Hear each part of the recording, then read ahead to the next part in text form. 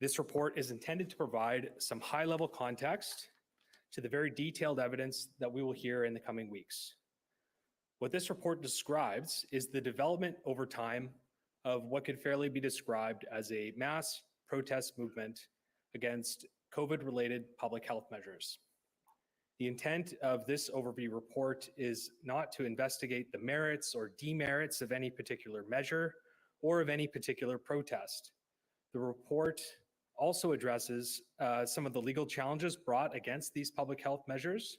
And again, it's not an investigation into the merits or demerits of any piece of litigation. Let me also say a few words on methodology. This report was compiled based on publicly available news sources that are indexed on the internet. We made a real effort to search for a variety of sources, and we tried to cover all of the regions in Canada.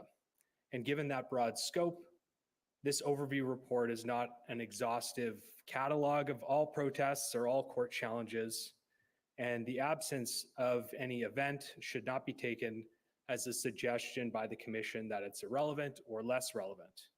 We've also made an effort in this report to just stick to the facts, the raw facts, the places, the dates, and numbers without any extra color. So without further ado, I'm going to move through the report in chronological order. So I will start at the beginning.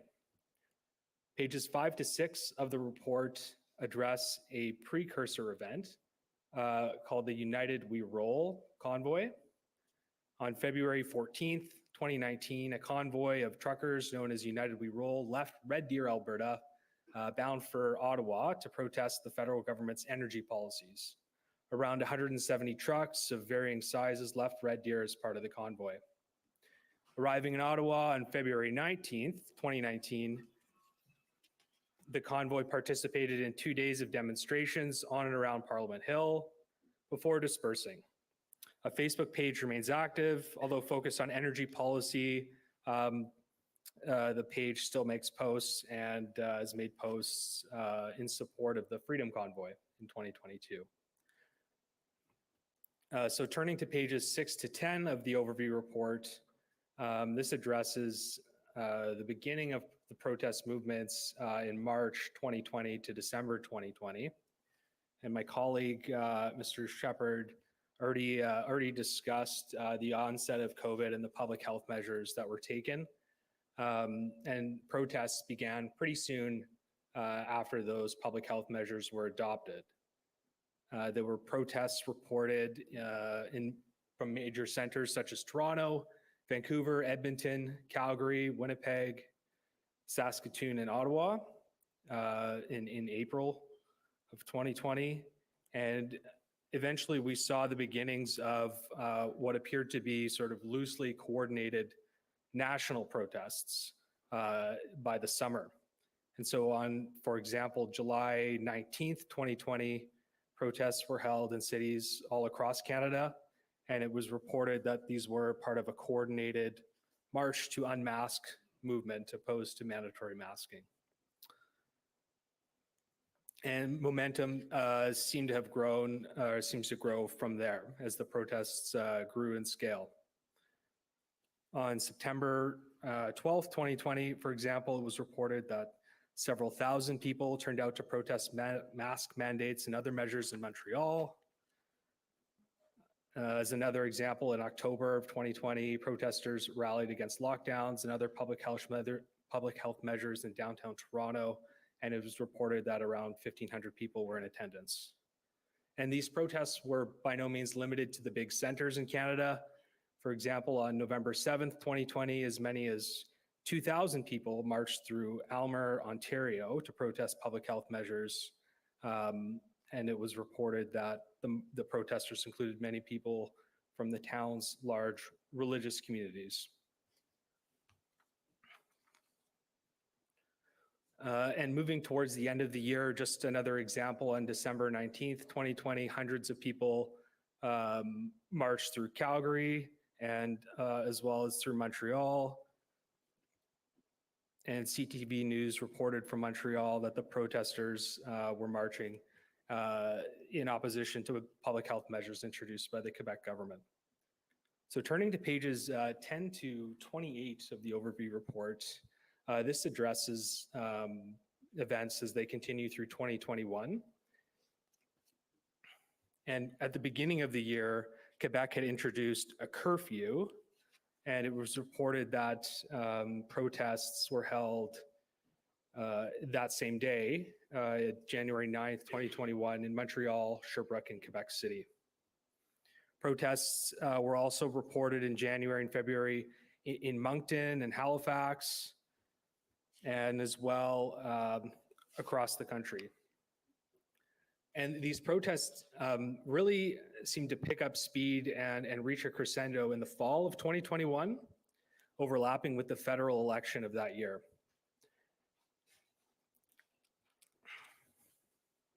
As well in 2021, of course, as my colleague mentioned, was around the time that mass vaccinations became available. So new measures were introduced and protests continued in response to those new measures surrounding vaccination. And so going to the fall, from August 30th to September 5th, 2021, protesters demonstrated against vaccine mandates outside hospitals in major urban centers all across Canada, including St. John's, Newfoundland, Montreal, Ottawa, Winnipeg, Victoria, and Vancouver. Thousands of people were reported to come out and attend these protests right across the country. And the next weekend as well, on September 13th, 2021, protesters demonstrated across the country, including at Toronto General Hospital, and in Barrie and London, Ontario, and various places across the country. And this was part of the protests organized by the Canadian Frontline Nurses. And then moving into the later part of the year is when the border measures for truckers and for other persons were announced in November, as my colleague discussed. As well, in November, Canadian Border Service Agency officers stopped a truck driver by the name of Bridget Belton at the Windsor-Detroit crossing for failing to wear her mask. And she posted a video discussing the event on TikTok. And in the video, she voiced frustration and emotion with public health measures. She would later connect with Chris Barber on social media, and these people played a role in organizing the convoy to Ottawa. So further protests continued into December 2021 and the new year. And then in the report, from pages 29 to 32, we provide a very basic skeleton of certain events leading up to the arrival of the Freedom Convoy in Ottawa in January of 2022. And it's in January 2022 that we see the development of the Freedom Convoy idea and its launch. On January 13th, 2022, Chris Barber, Bridget Belton, James Bowder, and others attend a Facebook Live event hosted by Pat King. The group discussed routes and logistics for the Freedom Convoy before an audience that reportedly reached 3,000 viewers at one point. On January 14th, 2022, Tamara Litch created a Facebook page and GoFundMe campaign for the Freedom Convoy. On January 22nd and 23rd, 2022, contingents of the Freedom Convoy departed from various points in British Columbia for Ottawa, and two other convoy contingents were planned to depart from Enfield, Nova Scotia and Windsor later on in January on the 27th. As of January 5th, 2022, the GoFundMe campaign had raised more than $4.5 million. News reports covered the progress of the convoy on a daily or near daily basis as it crossed the country. Thousands of trucks and thousands of participants were reportedly participating in the convoy as it made its way to Ottawa. Freedom Convoy participants arrived in Ottawa on or around January 28th and 29th, 2022. And that takes us up to the subject matter of this hearing. And we anticipate that further evidence on the origins, development of the Freedom Convoy, the protests, and blockades will be adduced during these hearings. So, Mr. Commissioner, that's the overview report. Okay, thank you. I take it this should be the next exhibit, exhibit 2? Sir. Yep, okay, thank you. And I'm registrar, this would be marked as exhibit 2.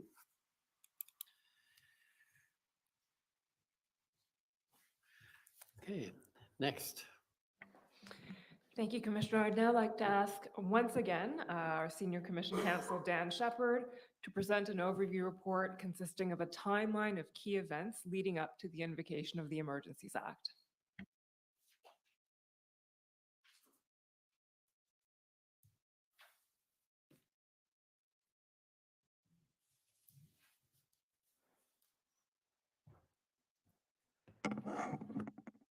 Hi, everyone. Long time no see.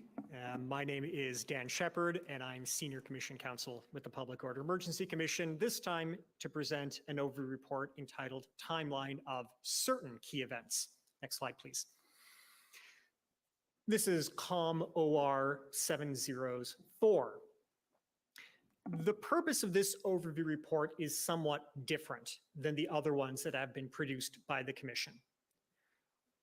Whereas other overview reports are being put forward primarily as a means by which individuals can understand background information that's relevant to the evidence that's going to be heard, this overview report is intended to serve more as a tool. It'll become fairly clear as evidence gets heard in these proceedings that events were taking place across the country, often within compressed rapid timeframes, often in different parts of the country in parallel. As individuals hear evidence about particular events, it may be useful to be able to step back and take a broader view about what was happening Canada-wide. This overview report is intended to therefore serve as something of a reference tool to help put the evidence that will be heard in its chronological and spatial context. You've heard me say with respect to the last overview report that I presented, these are not exhaustive. That is very true for this overview report. If this overview report were to recount every relevant event that took place throughout the events leading up to the proclamation of a public order emergency, then the bulk of the Commission's report would already be written. This is necessarily a highly reduced timeline that deals with only some events that may be useful for participants and members of the public to have in mind when they hear the evidence that will be put before the Commissioner. I want to emphasize, therefore, that the absence of any particular event from this timeline is not a signal that the information is in any way less relevant or irrelevant. Rather, these are only some of the events that the Commission thought would be useful to be contained in a single document before all the parties and available to the public. Next slide. So as a timeline, it is unsurprisingly organized chronologically. Within that chronological organization, the events are also subdivided by either location, when we're dealing with the event that took place in a particular space, or by jurisdiction, when we're dealing with decisions that are more appropriately tied to a particular type of authority, like a level of government. The idea is that this will permit the reader to get a rapid sense of where different events were taking place simultaneously in different locations. It's also important to note, as you read the overview report, that the actual events that are being identified are set out in very succinct and neutral terms. The purpose of the overview report is not to provide detailed information about any particular event, but rather to flag the existence of an event. The Commission anticipates that evidence will be heard on most, if not all, of the events identified in this overview report. In terms of the report's scope, it captures the period beginning November of 2021 and ending in April of 2022. However, the focus of the timeline really are events that take place between January 13th and February 24th of 2022. While the time periods before and after are covered to a certain degree, it is within that narrower time frame where the overview report provides something of a day-by-day account of events that were taking place throughout Canada. Next slide. Now, we are a little bit ahead of schedule, and so I'm tempted to simply read the overview report into evidence, but again, I'm not sure parties would necessarily enjoy that. And so instead, I'm going to take what I've already told you is a already non-exhaustive list of events and make it a little bit less exhaustive by just pointing out some of the events that are actually covered, divided into some time frames.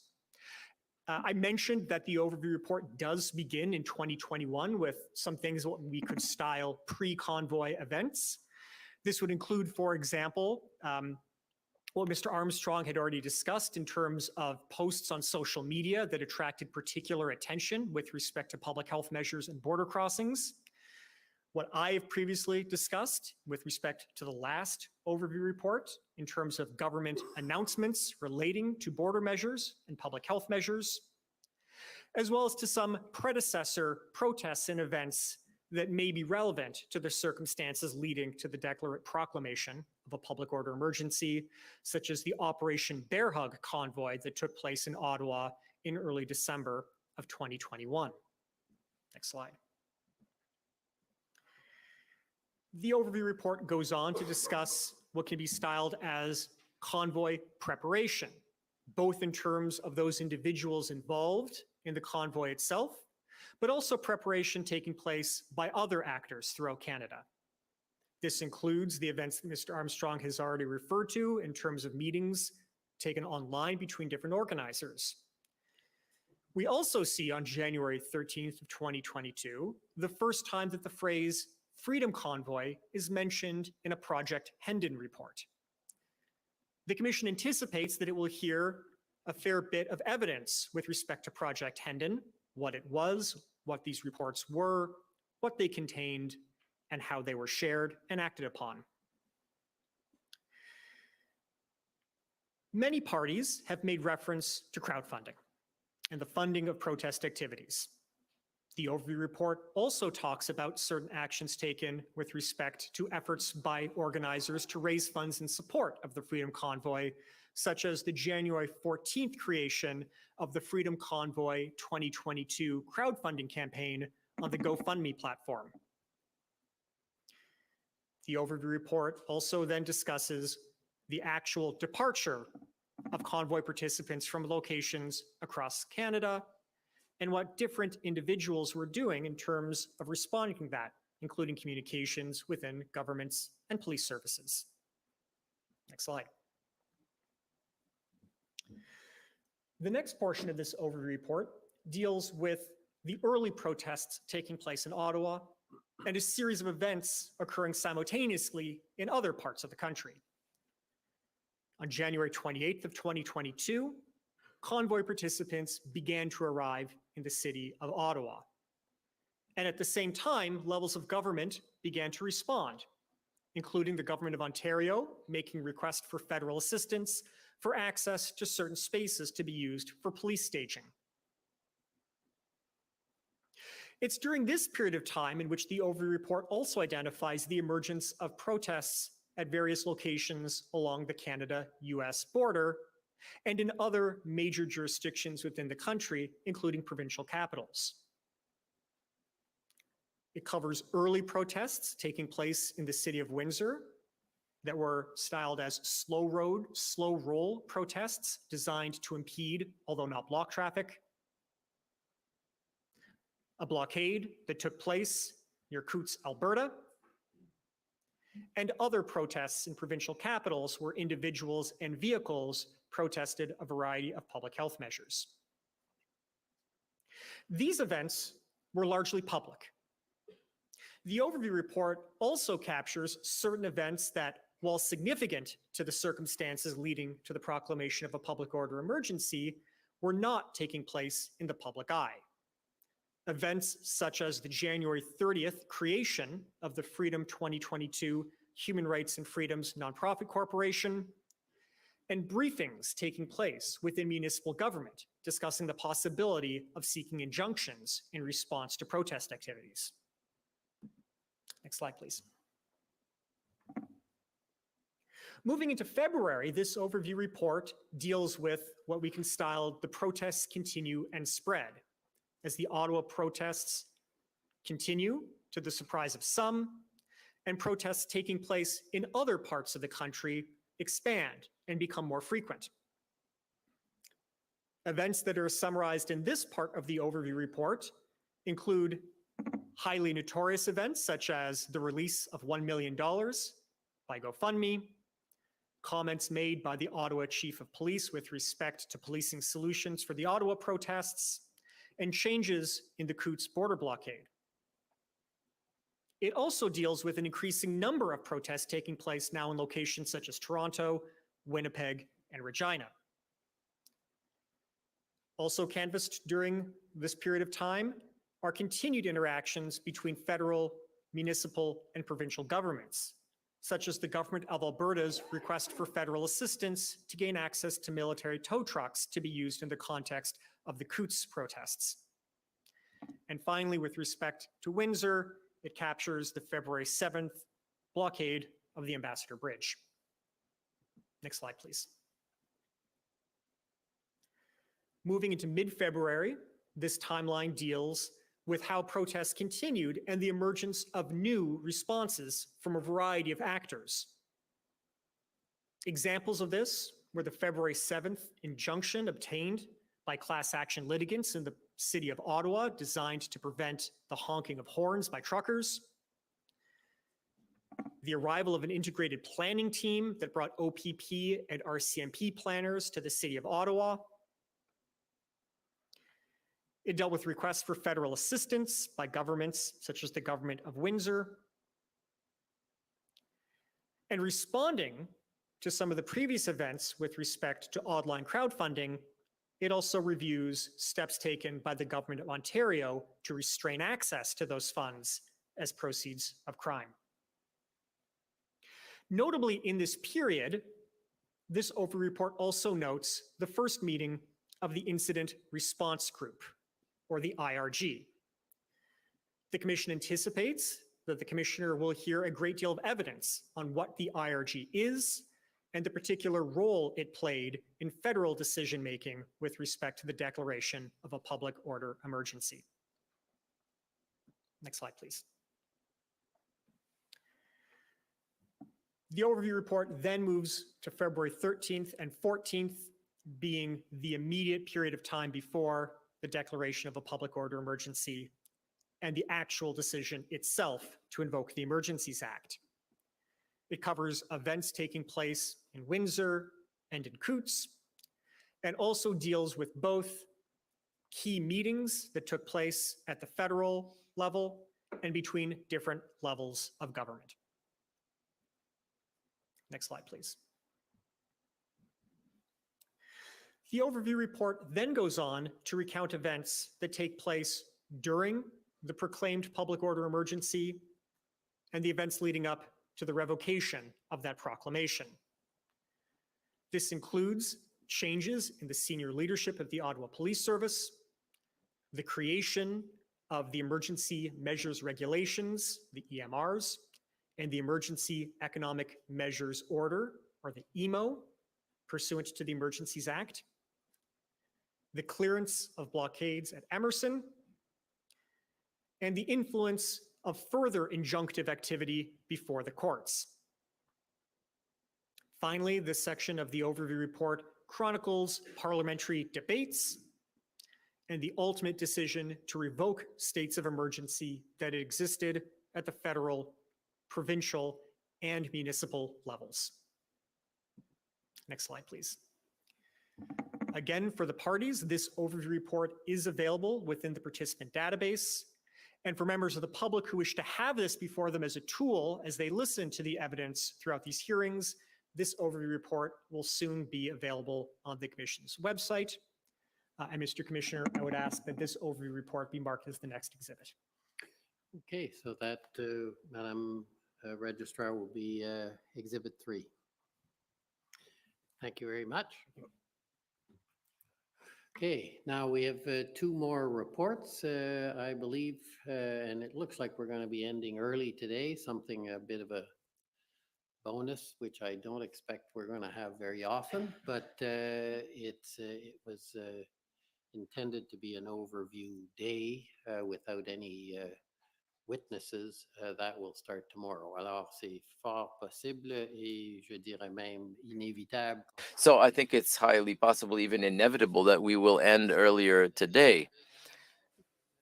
Commissioner, as you note, the next two reports will not be marked as evidence, but they will be presented by Commission Counsel Etienne Lacombe to give context for some of the evidence that will follow. Those reports will deal with a primer on the Emergencies Act and a review of the Section 58 explanation provided by the government in relation to the Emergencies Act.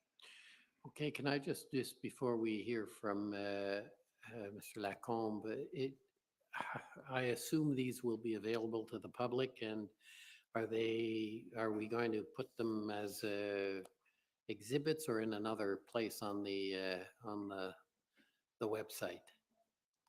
Well, they could be marked as lettered exhibits and in that term, or it could just be placed on the website. I think the best process would be to place them on the website and people can access them in that way. Okay, so that's fine, and we'll advise the public how they can access it in due course then?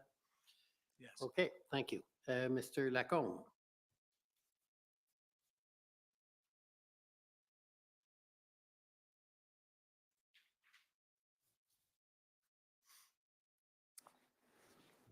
Monsieur le Commissaire, merci. Commissioner, thank you. Hello, everyone. I'm Etienne Lacombe.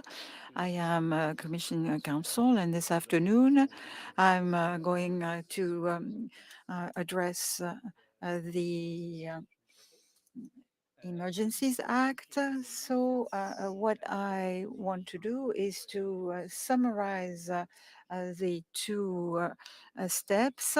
First, the conditions are required to invoke this act and the measures that the government can take. So if the Commission is providing you with this summary, it's to present the evidence that you will be hearing over the next weeks. The role of the Commission is to assess the acts of the government according to the Emergencies Act. So I will go into some details, but it's going to be a summary. So I will paraphrase some of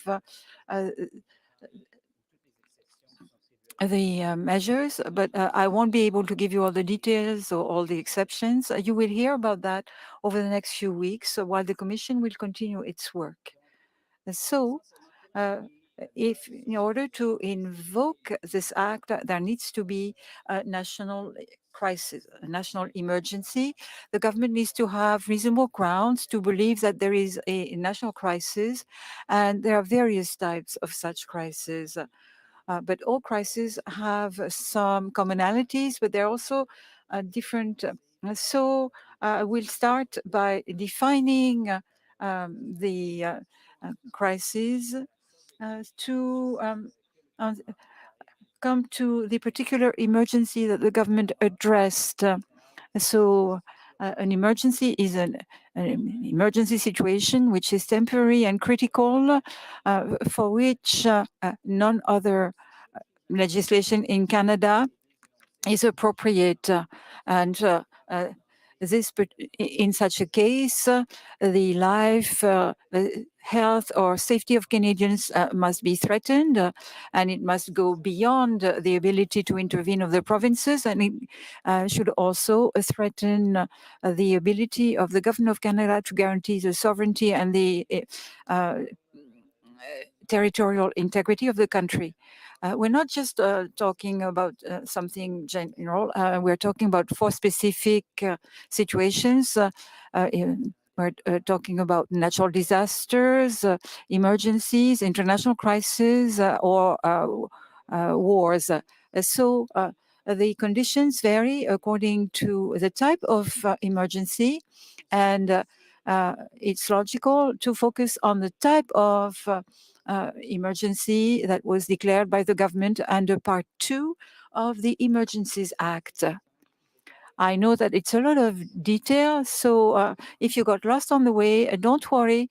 I will recap shortly, but in the meantime, in terms of emergencies, as you see on screen, it's a kind of emergency that is caused by threats to the security of Canada that constitute a national emergency. When we mention the security of Canada, we mean the 4 categories that are listed. So sabotage or espionage, foreign influence, terrorism, or violent extremism. And still about emergencies, before declaring an emergency, the federal government should customarily consult with provinces under Section 25 of the Emergencies Act. So recap, as promised, I want it to be as clear as possible, but what my takeaways are as follow.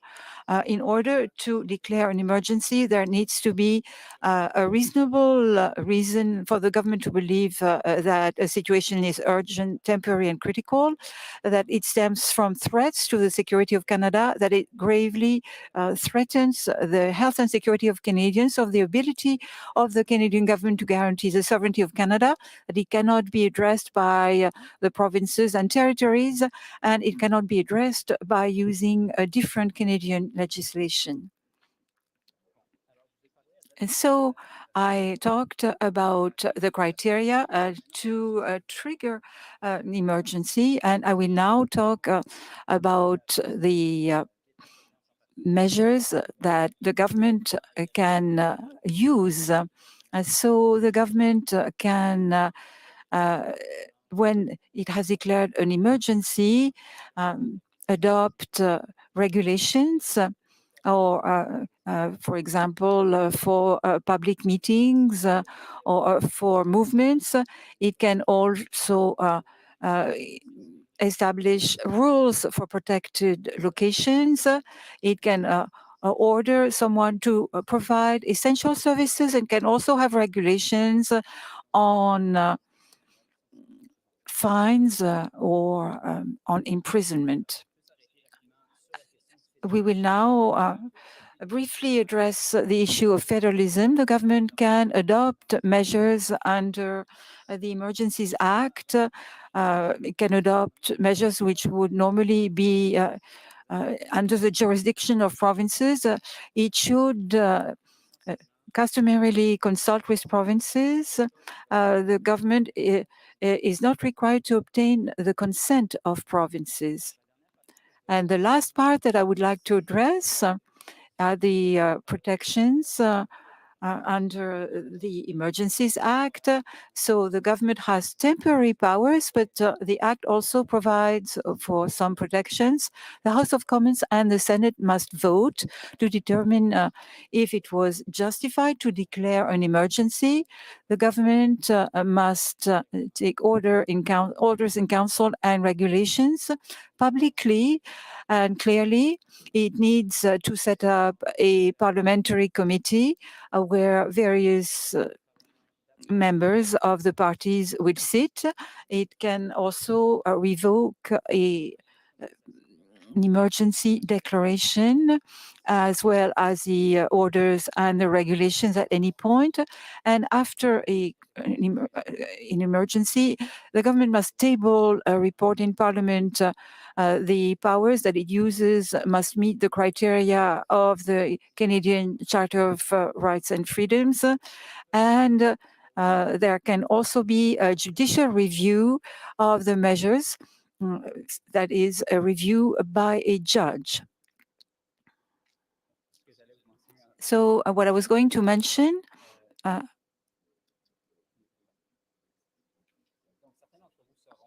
some of you may know that the Emergencies Act replaced the War Measures Act, And just to give you the context, the War Measures Act did not include any of the safeguards that were mentioned on the previous slides or on this one.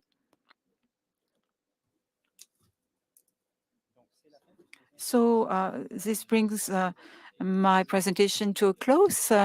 As you mentioned, Mr. Commissioner, these slides will be made available on the website of the Commission in both French and English for the members of the public and the parties who might want to refer to them in either official language. Thank you. So there is one presentation left, if I understood correctly. And maybe we can have it before lunch. And we would need to reconvene after lunch, if I understood correctly. Yes, it's still Mr. Lacombe. Okay, so it will save time. Go ahead. And what I'm going to provide you is a summary of the reasons that the federal government gave in February 2022 for invoking the Emergencies Act. You've heard Ms. Chaudry earlier refer to this as a Section 58 explanation. That is how we'll be referring to it going forward, and the reasons for that will become clear momentarily. So a word about Section 58, Sub 1 of the Emergencies Act. It requires that Parliament review any declaration of emergency, that it be reviewed by the House of Commons and by the Senate. And for this review to occur, there has to be a motion to confirm the declaration that is laid before Parliament, ordinarily within 7 days. And the motion is accompanied by an explanation of why the emergency was declared. So that is the Section 58 explanation. So the federal government gave its explanation to the House of Commons on February 16th. It provided it to the Senate a few days later. That explanation is a document that is publicly available. The number that you see here in brackets is a reference for the parties to access that document within the party database. But the document is already publicly available on the federal government's website and will be made available through our own website as well. So it's important for me to pause here as Commission Counsel and to tell you that this is a summary of the explanation that the federal government gave. The reason the Commission is presenting it to you at this point is to contextualize the evidence that will be called in the coming weeks. So part of the Commission's mandate is to test and evaluate the explanation that the federal government has provided, and for that reason, it's important to know upfront what that explanation is. So this, again, just like in the previous presentation, is a summary. It's not a complete reproduction of the Section 58 explanation. And as I've mentioned, nor is it an endorsement by the Commission. It is a summary. Thank you.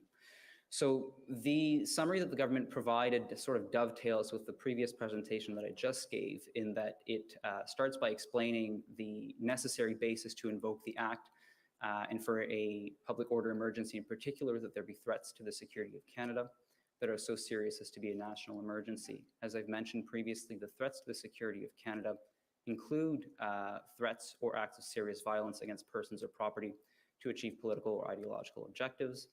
National emergencies are urgent, temporary, and critical situations that seriously endanger the health and safety of Canadians, that can't be dealt with effectively by the provinces or under any other law of Canada.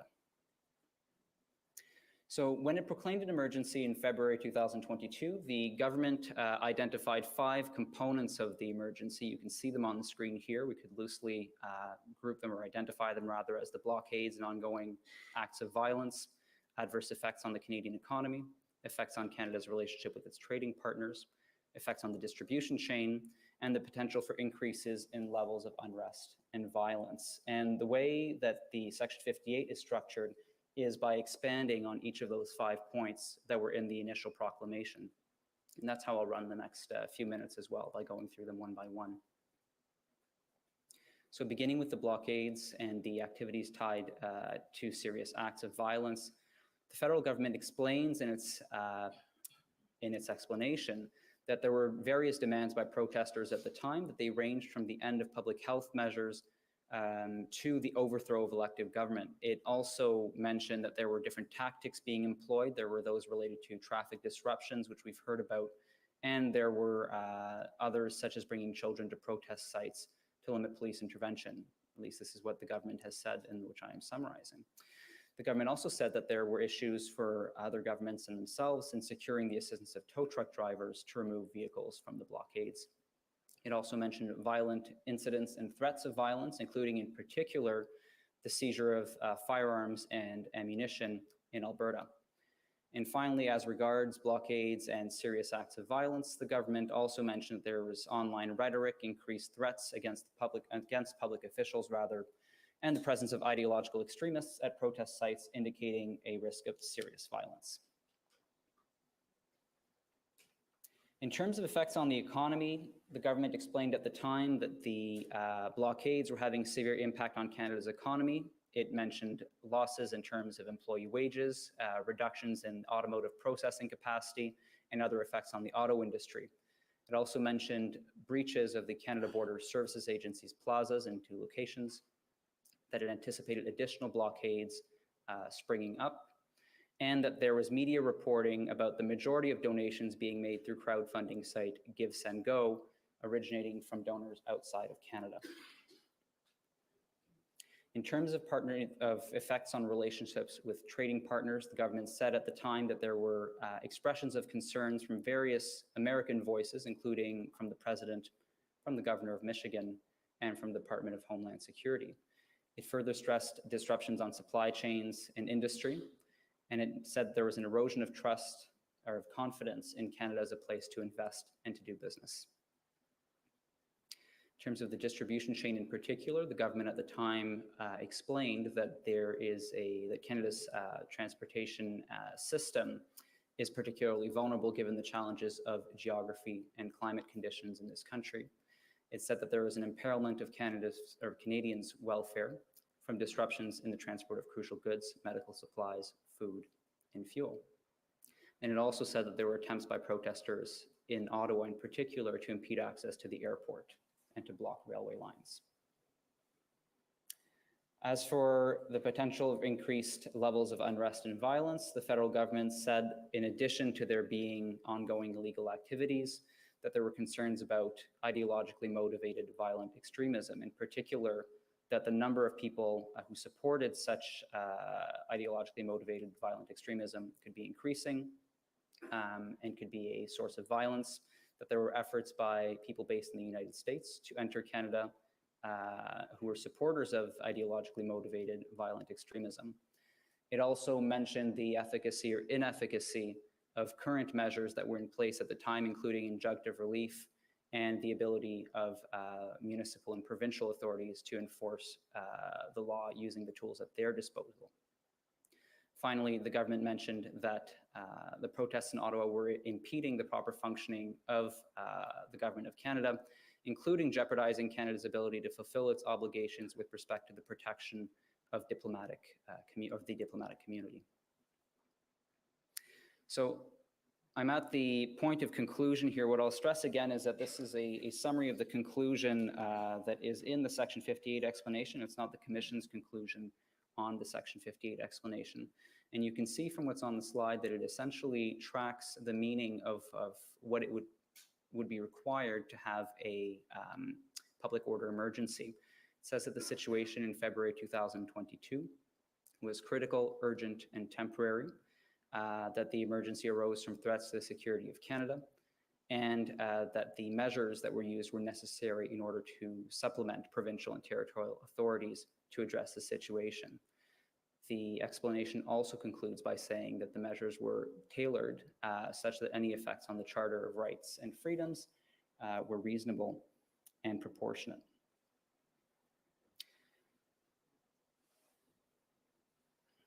That's fine. So, Commissioner, that concludes the presentations of the day in its entirety, as I understand it. So I'll pass the floor back to you. Okay, merci beaucoup. Thank you all. So we've run through quite quickly the introduction. Thank you very much. The opening statement, which I didn't labor too long on. And I think we can start tomorrow, 9:30, with the, I believe there's a series of panels tomorrow. Should be, I hope, will be covered in without extending too late tomorrow, I hope will be another not too severe day. But we'll wait and see. There are, seeing no other issues being raised, I suggest we rise until tomorrow. Alors, on revient demain à 9h30 pour commencer la. We will be back tomorrow at 9:30 for the evidence per se with panels that will begin presenting evidence in earnest, if I understand correctly, on what happened in Ottawa. Thank you all.